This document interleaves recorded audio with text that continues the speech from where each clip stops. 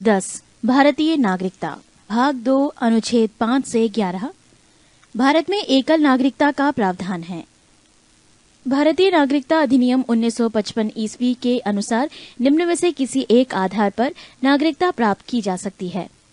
1. जन्म से प्रत्येक व्यक्ति जिसका जन्म संविधान लागू होने अर्थात 26 जनवरी 1950 ईस्वी को या उसके पश्चात भारत में हुआ हो, वो जन्म से भारत का नागरिक होगा।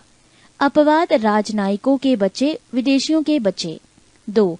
वंश परंपरा द्वारा नागरिकता भारत के बाहर अन्य देश में 26 जनवरी 1950 ईस्वी पश्चात जन्म लेने वाला व्यक्ति भारत का नागरिक माना जाएगा यदि उसके जन्म के समय माता पिता में से कोई भारत का नागरिक हो। नोट: माता की नागरिकता के आधार पर विदेश में जन्म लेने वाले व्यक्ति को नागरिकता प्रदान करने का प्रावधान नागरिकता संशोधन अधिनियम 1992 ईस्वी द्वारा किया गया है। 3.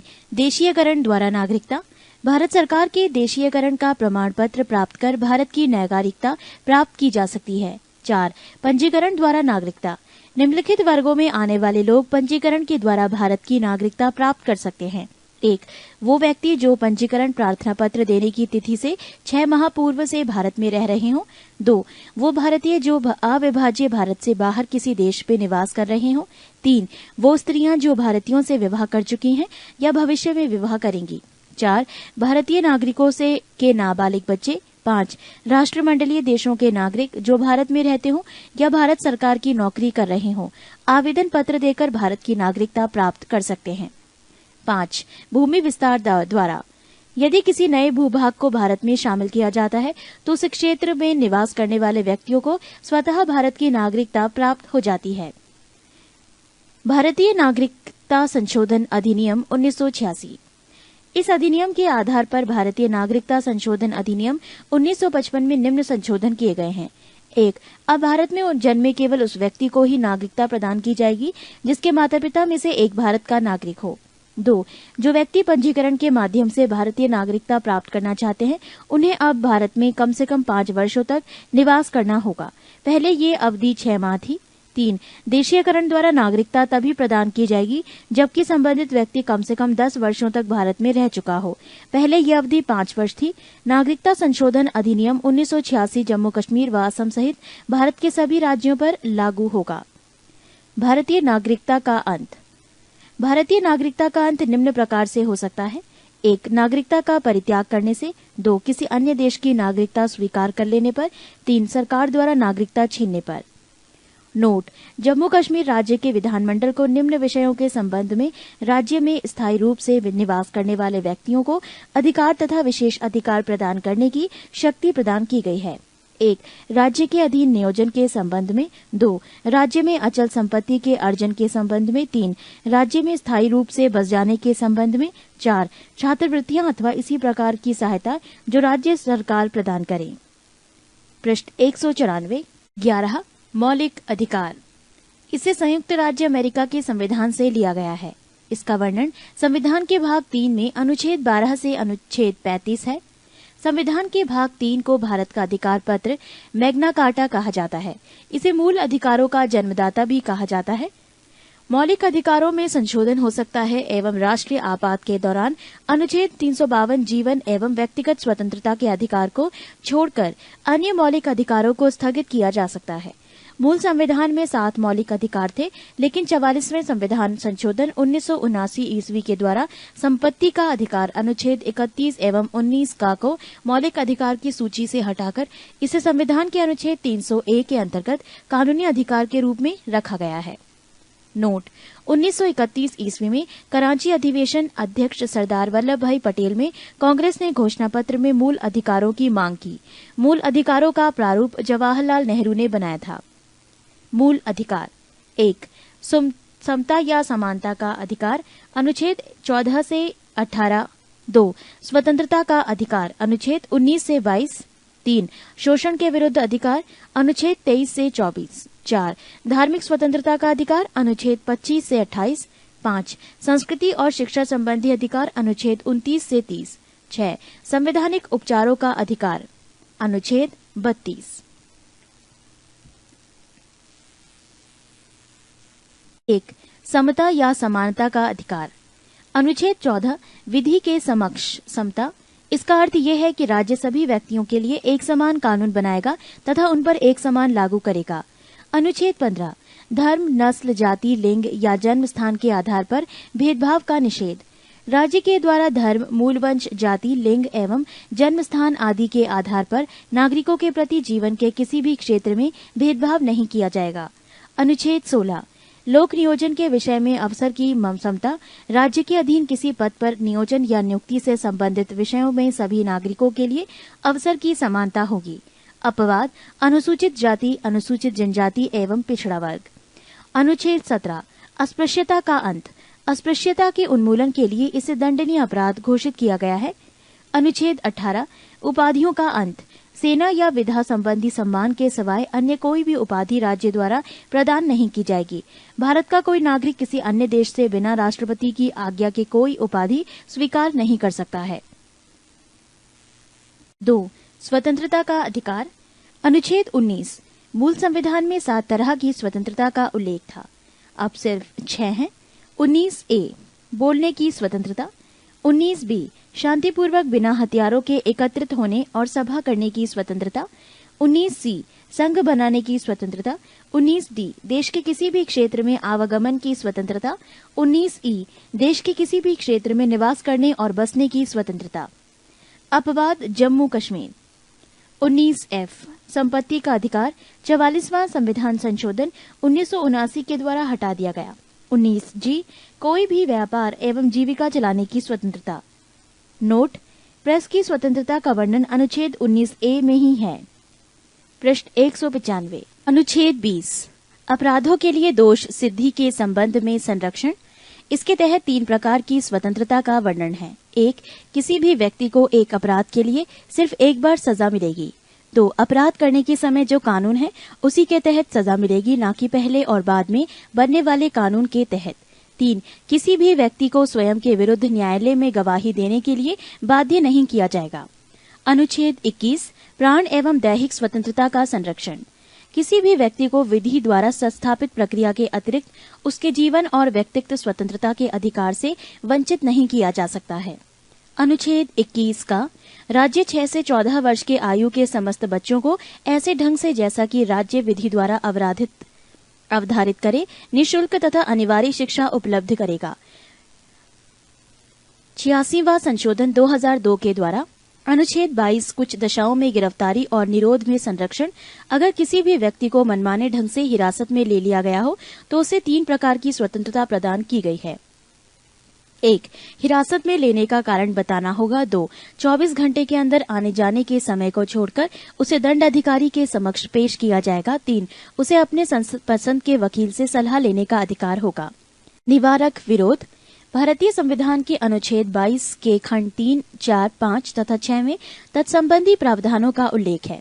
निवारक विरोध कानून के अंतर्गत किसी व्यक्ति को अपराध करने के पूर्व ही गिरफ्तार किया जाता है। निवारक विरोध का उद्देश्य व्यक्ति को अपराध के लिए दंड देना नहीं, वरन उसे अपराध करने से रोकना है। वस्तुतः ये निवारक निरोध राज्य की सुरक्षा, लोक व्यवस्था बनाए रखने या भारत की सुरक्षा संबंधी कारणों से ही हो सकता है। जब किसी व्यक्ति को निवारक निरोध की किसी विधि के अधीन गिरफ्तार किया जाता है तब 1 सरकार ऐसे व्यक्ति को केवल 3 महीने तक अभिरक्षा में निरुद्ध कर सकती है।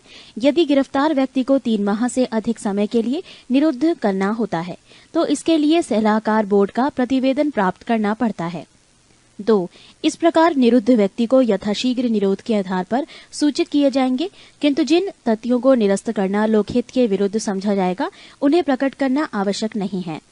3 निरुद्ध व्यक्ति को निरोध आदर्श के विरुद्ध अभ्यावेदन करने के लिए शीघ्र अतिशीघ्र अवसर दिया जाना चाहिए। निवारक विरोध से संबंधित अब तक बनाई गई विधियां। 1 निवारक विरोध अधिनियम 1950। भारत की संसद ने 26 फरवरी 1950 को पहला निवारक निरोध अधिनियम पारित किया था। इसका उद्देश्य राष्ट्र विरोधी तत्वों को भारत की प्रतिरक्षा के प्रतिकूल कार्य से रोकना था। इसे 1 अप्रैल 1951 को समाप्त हो जाना था, किंतु समय समय पर इसका जीवन काल बढ़ाया जाता रहा। अंततः ये 31 दिसंबर 1931 को समाप्त हो गया था। 2 आंतरिक सुरक्षा व्यवस्था अधिनियम 1971 MISA। 44वें संवैधानिक संशोधन 1979 इसके प्रतिकूल था और इस कारण अप्रैल 1979 ईस्वी में ये समाप्त हो गया। 3. विदेशी मुद्रा संरक्षण व तस्करी निरोध अधिनियम 1974। पहले इसमें तस्करों के लिए नजरबंदी की अवधि 1 वर्ष थी, जिसे 13 जुलाई 1984 ईस्वी को एक अध्यादेश के द्वारा बढ़ाकर 2 वर्ष कर दिया गया है। 4. राष्ट्रीय सुरक्षा कानून 1980 जम्मू कश्मीर के अतिरिक्त अन्य सभी राज्यों में लागू किया गया। 5. आतंकवादी एवं विध्वंसकारी गतिविधियां निरोधक कानून। टाडा निवारक विरोध व्यवस्था के अंतर्गत अब तक जो कानून बने उनमें से ये सबसे अधिक प्रभावी और सर्वाधिक कठोर कानून था। 23 मई 1995 ईस्वी को इसे समाप्त कर दिया गया। पृष्ठ 196। 6. POTO prevention of terrorism ordinance 2001 इसे 25 अक्टूबर 2001 ईस्वी को लागू किया गया। पोटो टाडा का ही एक रूप है। इसके अंतर्गत कुल 23 आतंकवादी गुटों को प्रतिबंधित किया गया है। आतंकवादी और आतंकवादियों से संबंधित सूचना को छिपाने वालों को भी दंडित करने का प्रावधान किया गया है। पुलिस शक के आधार पर किसी को भी गिरफ्तार कर सकती है, किंतु बिना आरोप पत्र के 3 माह से अधिक हिरासत में नहीं रख सकती। पोटा के अंतर्गत गिरफ्तार व्यक्ति हाई कोर्ट या सुप्रीम कोर्ट में अपील कर सकती है, लेकिन ये अपील भी गिरफ्तारी के 3 माह बाद ही हो सकती है। पोटो 28 मार्च 2002 को अधिनियम बनने के बाद पोटा प्रिवेंशन ऑफ टेररिज्म एक्ट हो गया। 21 सितंबर 2004 को इसको अध्यादेश के द्वारा समाप्त कर दिया गया। 3. शोषण के विरुद्ध अधिकार अनुच्छेद 23 मानव के दुर्व्यापार और बलात् श्रम का प्रतिषेध। इसके द्वारा किसी व्यक्ति की खरीद बिक्री, बेगारी तथा इसी प्रकार का अन्य जबरदस्ती लिया हुआ श्रम निषिद्ध ठहराया गया है, जिसका उल्लंघन विधि के अनुसार दंडनीय अपराध है। नोट: जरूरत पड़ने पर राष्ट्रीय सेवा करने के लिए बाध्य किया जा सकता है। अनुच्छेद 24 बालकों के नियोजन का प्रतिषेध। 14 वर्ष से कम आयु वाले किसी बच्चे को कारखानों, खानों या अन्य किसी जोखिम भरे काम पर नियुक्त नहीं किया जा सकता है।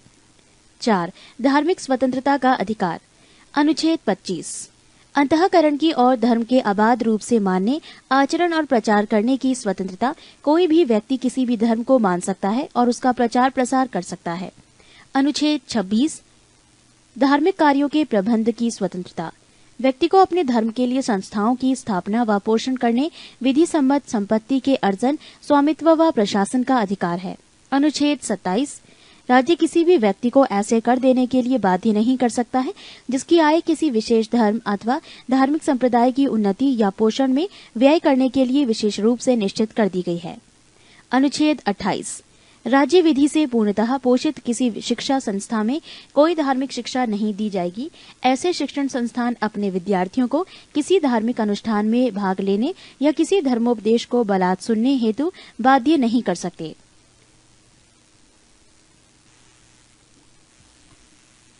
आज संस्कृति एवं शिक्षा संबंधी अधिकार अनुच्छेद 29 अल्पसंख्यक वर्गों के हितों का संरक्षण। कोई भी अल्पसंख्यक वर्ग अपनी भाषा, लिपि और संस्कृति को सुरक्षित रख सकता है और केवल भाषा, जाति, धर्म और संस्कृति के आधार पर उसे किसी भी सरकारी शैक्षिक संस्था में प्रवेश से नहीं रोका पाएगा। अनुच्छेद 30 शिक्षा संस्थाओं की स्थापना और प्रशासन करने का अल्पसंख्यक वर्गों का अधिकार। कोई भी अल्पसंख्यक वर्ग अपनी पसंद का शैक्षणिक संस्था चला सकता है और सरकार उसे अनुदान देने में किसी भी तरह की भेदभाव नहीं करेगी। 6. सार्वभौमिक उपचारों का अधिकार। संवैधानिक उपचारों के अधिकार को डॉक्टर भीमराव अंबेडकर ने संविधान की आत्मा कहा है। अनुच्छेद 32 इसके अंतर्गत मौलिक अधिकारों को प्रवर्तित कराने के लिए समुचित कार्यवाहियों द्वारा उच्चतम न्यायालय में आवेदन करने का अधिकार प्रदान किया गया है।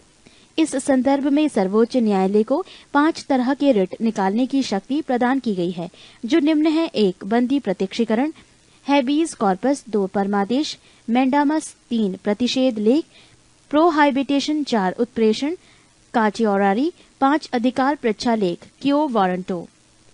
1. बंदी प्रत्यक्षीकरण ये उस व्यक्ति की प्रार्थना पर जारी किया जाता है जो ये समझता है कि उसे अवैध रूप से बंदी बनाया गया है। इसके द्वारा न्यायालय बंदीकरण करने वाले अधिकारी को आदेश देता है कि वो बंदी बनाए गए व्यक्ति को निश्चित स्थान और निश्चित समय के अंदर उपस्थित करे, जिससे न्यायालय बंदी बनाए जाने के कारणों पर विचार कर सके। पृष्ठ 197। 2. परमादेश परमादेश का लेख उस समय जारी किया जाता है जब कोई पदाधिकारी अपने सार्वजनिक कर्तव्य का निर्वाह नहीं करता। इस प्रकार के आज्ञा पत्र के आधार पर पदाधिकारी को उसके कर्तव्य का पालन करने का आदेश जारी किया जाता है। 3. प्रतिषेध लेख। ये आज्ञा पत्र सर्वोच्च न्यायालय तथा उच्च न्यायालयों द्वारा निम्न न्यायालयों तथा अर्ध न्यायिक न्यायाधिकरणों को जारी करते हुए आदेश दिया जाता है कि इस मामले में अपने यहाँ कार्यवाही न करें, क्योंकि ये मामला उनके अधिकार क्षेत्र के बाहर है। 4. उत्प्रेषण। उसके द्वारा अधीनस्थ न्यायालयों की ये निर्देश दिया जाता है कि वो अपने पास लंबित मुकदमों के न्याय निर्णय के लिए उसे वरिष्ठ न्यायालय को भेजें। 5. अधिकार पृच्छा लेख।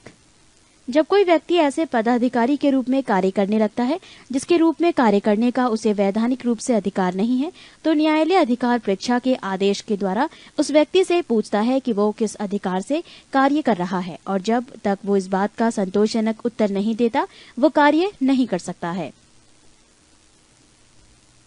मौलिक अधिकार में संशोधन। 1. गोलकनाथ बनाम पंजाब राज्य। 1967 ईस्वी के निर्णय से पूर्व दिए गए निर्णयों में ये निर्धारित किया गया था कि संविधान के किसी भी भाग में संशोधन किया जा सकता है जिसमें अनुच्छेद 368 एवं मूल अधिकार को शामिल किया गया था। 2. सर्वोच्च न्यायालय ने गोलकनाथ बनाम पंजाब राज्यवाद।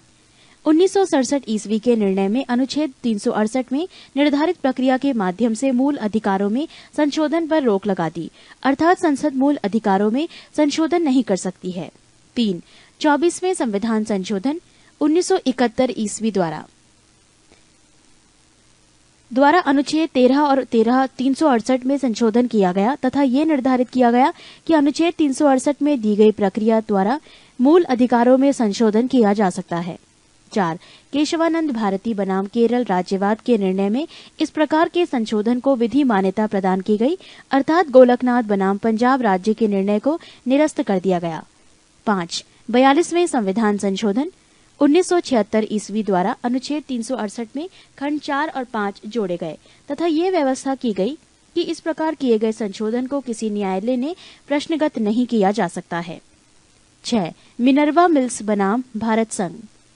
1980 ईस्वी के निर्णय के द्वारा ये निर्धारित किया गया कि संविधान के आधारभूत लक्षणों की रक्षा करने का अधिकार न्यायालय को है और न्यायालय इस आधार पर किसी भी संशोधन का पुनरावलोकन कर सकता है। इसके द्वारा 42वें संविधान संशोधन द्वारा की गई व्यवस्था को भी समाप्त कर दिया गया।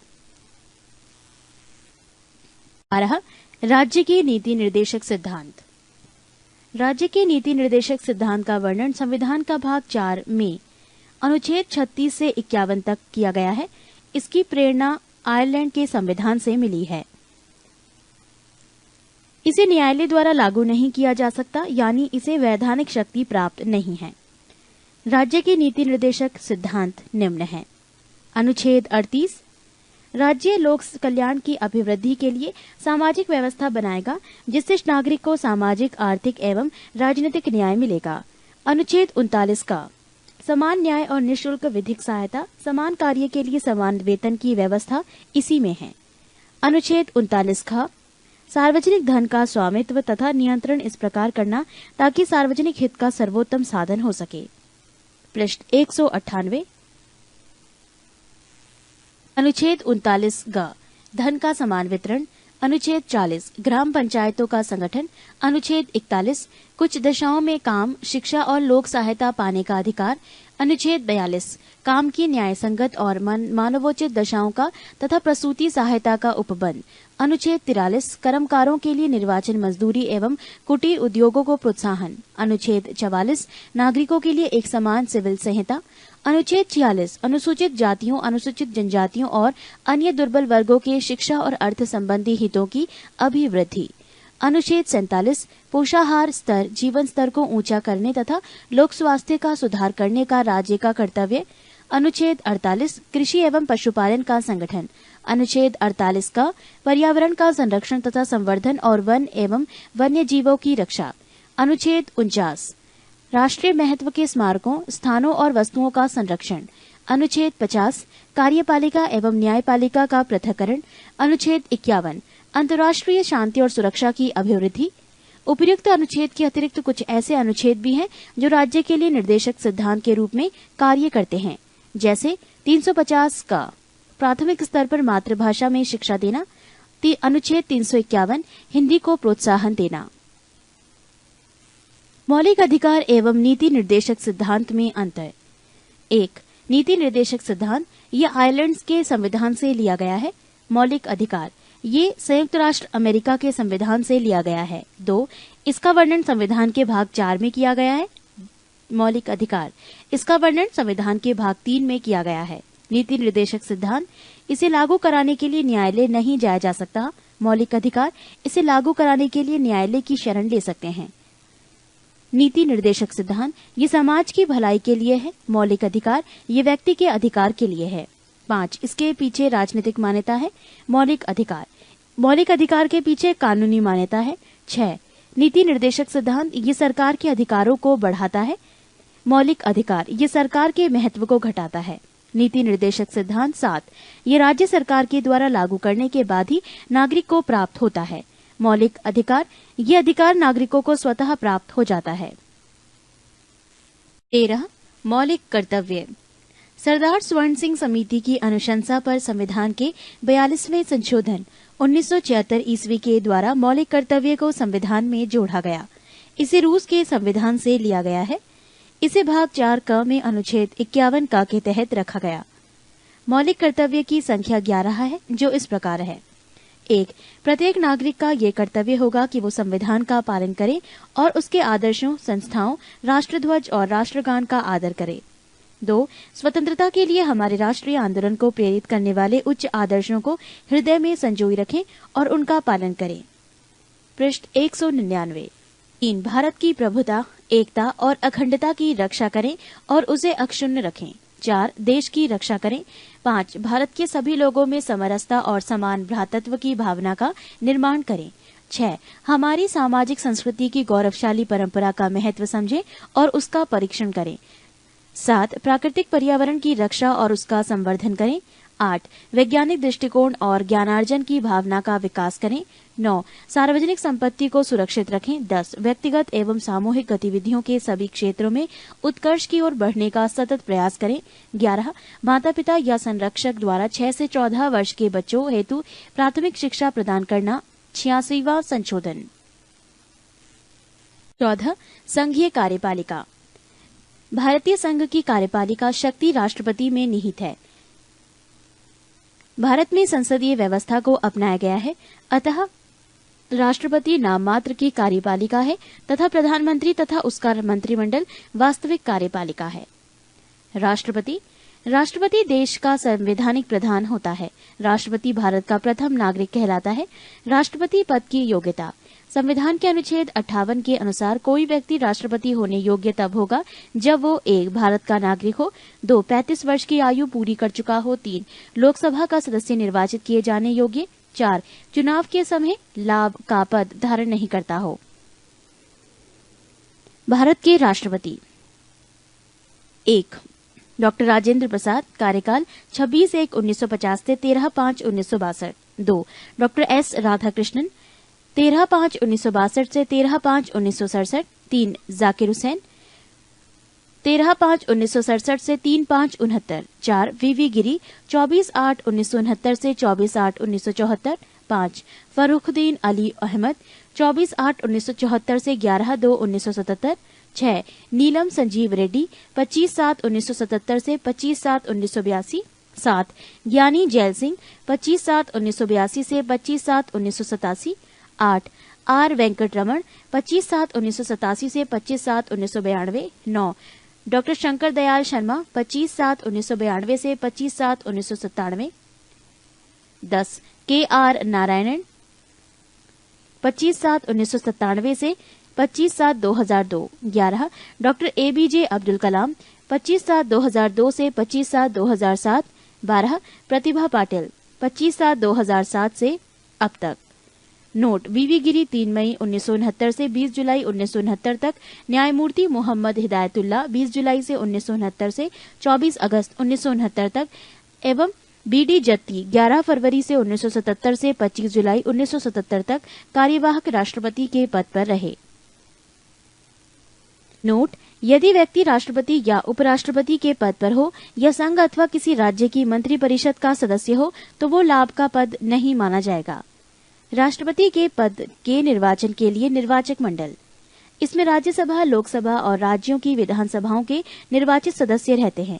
नवीनतम व्यवस्था के अनुसार पौंडीचेरी विधानसभा तथा दिल्ली की विधानसभा के निर्वाचित सदस्य को भी सम्मिलित किया गया है। राष्ट्रपति पद के उम्मीदवार के लिए निर्वाचक मंडल के 50 सदस्यीय प्रस्तावक तथा 50 सदस्य अनुमोदक होते हैं। एक ही व्यक्ति जितनी बार चाहे राष्ट्रपति के पद पर निर्वाचित हो सकता है। राष्ट्रपति का निर्वाचन समानुपातिक प्रतिनिधित्व प्रणाली और एकल संक्रमणीय मत पद्धति के द्वारा होता है। पृष्ठ 200।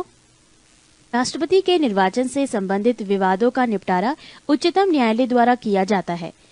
निर्वाचन अवैध घोषित होने पर उसके द्वारा किए गए कार्य अवैध नहीं होते हैं। राष्ट्रपति अपने पद ग्रहण की तिथि से 5 वर्ष की अवधि तक पद धारण करेगा।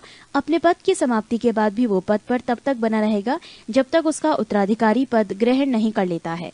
पद धारण करने से पूर्व राष्ट्रपति को एक निर्धारित प्रपत्र पर भारत के मुख्य न्यायाधीश अथवा उनकी अनुपस्थिति में उच्चतम न्यायालय के वरिष्ठतम न्यायाधीश के सम्मुख शपथ लेनी पड़ती है। राष्ट्रपति निम्न दशाओं में 5 वर्ष से पहले भी पद त्याग सकता है। 1. उपराष्ट्रपति को संबोधित अपने त्यागपत्र द्वारा। 2. महाभियोग द्वारा हटाए जाने पर अनुच्छेद 56 एवं 61। महाभियोग के लिए केवल एक ही आधार है जो अनुच्छेद 61(1) में उल्लिखित है, वो है संविधान का अतिक्रमण। राष्ट्रपति पर महाभियोग। राष्ट्रपति द्वारा संविधान के प्रावधानों के उल्लंघन पर संसद के किसी सदन द्वारा उस पर महाभियोग लगाया जा सकता है, परंतु इसके लिए आवश्यक है कि राष्ट्रपति को 14 दिन पहले लिखित सूचना दी जाए जिस पर उस सदन के 1/4 सदस्यों के हस्ताक्षर हों। संसद के उस सदन जिसमें महाभियोग का प्रस्ताव पेश है के 2/3 सदस्यों द्वारा पारित कर देने पर प्रस्ताव दूसरे सदन में जाएगा। तब दूसरा सदन राष्ट्रपति पर लगाए गए आरोपों की जांच करेगा या कराएगा और ऐसी जांच में राष्ट्रपति के ऊपर लगाए गए आरोपों को सिद्ध करने वाला प्रस्ताव 2/3 बहुमत से पारित हो जाता है। तब राष्ट्रपति पर महाभियोग की प्रक्रिया पूरी समझी जाएगी और उसी तिथि से राष्ट्रपति को पदत्याग करना होगा। राष्ट्रपति की रिक्ति को 6 महीने के अंदर भरना होता है। जब राष्ट्रपति पद की रिक्ति पदावधि 5 वर्ष को समाप्ति से हुई है तो निर्वाचन पदावधि की समाप्ति के पहले ही कर लिया जाएगा। अनुच्छेद 62(1)। किंतु यदि उसे पूरा करने में कोई विलंब हो जाता है तो राज अंतराल न होने पाए, इसीलिए ये उपबंध है कि राष्ट्रपति अपने पद की अवधि समाप्त हो जाने पर भी तब तक पद पर बना रहेगा जब तक उसका उत्तराधिकारी पद धारण नहीं कर लेता है। अनुच्छेद 51(1) ग। तभी ऐसी दशा में उपराष्ट्रपति राष्ट्रपति के रूप में कार्य नहीं कर सकेगा। राष्ट्रपति के वेतन एवं भत्ते। राष्ट्रपति का मासिक वेतन 1.5 लाख रुपया है। राष्ट्रपति का वेतन आयकर से मुक्त होता है। राष्ट्रपति को निःशुल्क निवास स्थान व संसद द्वारा स्वीकृत अन्य भत्ते प्राप्त होते हैं। राष्ट्रपति के कार्यकाल के दौरान उनके वेतन तथा भत्ते में किसी प्रकार की कमी नहीं की जा सकती है। राष्ट्रपति के लिए 9 लाख रुपये वार्षिक पेंशन निर्धारित किया गया है। राष्ट्रपति के अधिकार एवं कर्तव्य। 1. नियुक्ति संबंधी अधिकार। राष्ट्रपति निम्न की नियुक्ति करता है। 1. भारत का प्रधानमंत्री। 2. प्रधानमंत्री की सलाह पर मंत्रिपरिषद के अन्य सदस्यों। 3. सर्वोच्च एवं उच्च न्यायालय के मुख्य न्यायाधीशों। 4. भारत के नियंत्रक एवं महालेखा परीक्षक। 5. राज्यों के राज्यपाल। 6. मुख्य चुनाव आयुक्त एवं अन्य चुनाव आयुक्त। 7. भारत के महान्यायवादी। 8. राज्यों के मध्य समन्वय के लिए अंतर्राज्यीय परिषद के सदस्य। 9. संघीय लोक सेवा आयोग के अध्यक्ष और अन्य सदस्यों। 10. संघीय क्षेत्रों के मुख्य आयुक्तों। 11. वित्त आयोगों के सदस्य। 12. भाषा आयोग के सदस्यों। 13. पिछड़ा वर्ग आयोग के सदस्यों। 14.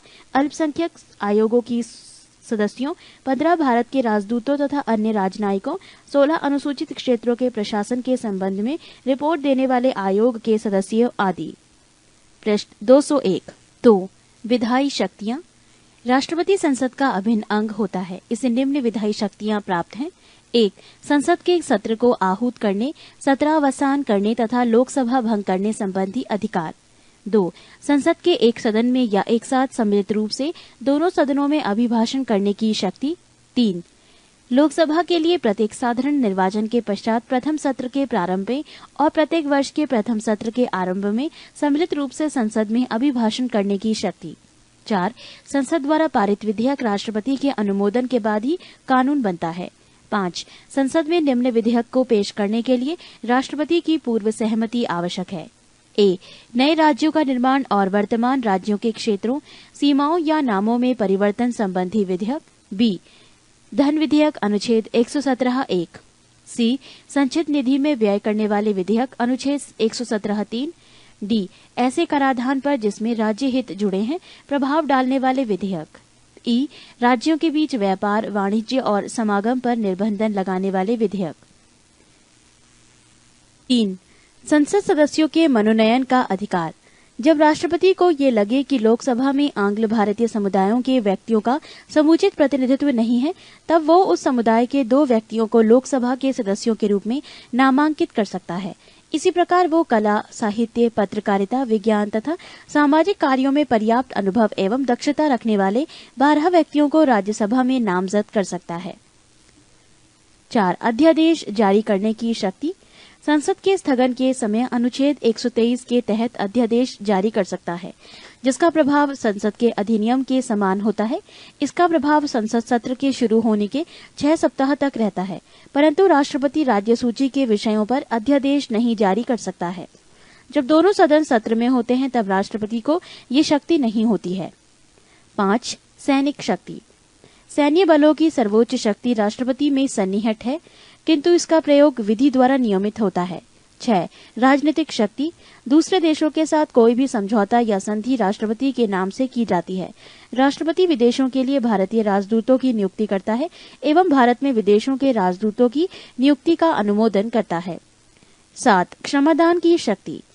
संविधान के अनुच्छेद 72 के अंतर्गत राष्ट्रपति को किसी अपराध के लिए दोषी ठहराए गए किसी व्यक्ति के दंड को क्षमा करने, उसका प्रतिबिंबन, परिहार और लघुकरण की शक्ति प्राप्त है। 8. राष्ट्रपति की आपातकालीन शक्तियां। आपातकाल से संबंधित उपबंध भारतीय संविधान के भाग 18 के अनुच्छेद 352 से 360 के अंतर्गत मिलता है। मंत्रिपरिषद के परामर्श से राष्ट्रपति 3 प्रकार के आपात लागू कर सकता है। ए. युद्ध या बाह्य आक्रमण या सशस्त्र विद्रोह के कारण लगाया गया आपात, अनुच्छेद 352। बी. राज्यों में सांविधिक तंत्र के विफल होने से उत्पन्न आयात, अनुच्छेद 356 अर्थात राष्ट्रपति शासन। सी. वित्तीय आपात, अनुच्छेद 360 न्यूनतम अवधि 2 माह। 9. राष्ट्रपति किसी सार्वजनिक महत्व के प्रश्न पर उच्चतम न्यायालय से अनुच्छेद 143 के अधीन परामर्श ले सकता है, लेकिन वो ये परामर्श मानने के लिए बाध्य नहीं है। पृष्ठ 202। 10. राष्ट्रपति की किसी विधेयक पर अनुमति देने या न देने के निर्णय लेने की सीमा का अभाव होने के कारण राष्ट्रपति जेबी वीटो का प्रयोग कर सकता है, क्योंकि अनुच्छेद 111 केवल ये कहता है कि यदि राष्ट्रपति विधेयक लौटाना चाहता है तो विधेयक को उसे प्रस्तुत किए जाने के बाद यथाशीघ्र लौटा देगा। जेबी वीटो शक्ति का प्रयोग का उदाहरण है 1986 ईस्वी में संसद द्वारा पारित भारतीय डाकघर संशोधन विधेयक, जिस पर तत्कालीन राष्ट्रपति ज्ञानी जैल सिंह ने कोई निर्णय नहीं लिया। डॉक्टर राजेंद्र प्रसाद भारत के प्रथम राष्ट्रपति थे। वो लगातार 2 बार राष्ट्रपति निर्वाचित हुए। डॉक्टर एस राधाकृष्णन लगातार 2 बार उपराष्ट्रपति तथा 1 बार राष्ट्रपति रहे। केवल वीवी गिरी के निर्वाचन के समय दूसरे चक्र की मतगणना करनी पड़ी। केवल नीलम संजीव रेड्डी ऐसे राष्ट्रपति हुए जो 1 बार चुनाव में हार गए, फिर बाद में निर्विरोध राष्ट्रपति निर्वाचित हुए। भारत की प्रथम महिला राष्ट्रपति प्रतिभा देवी सिंह पाटिल है।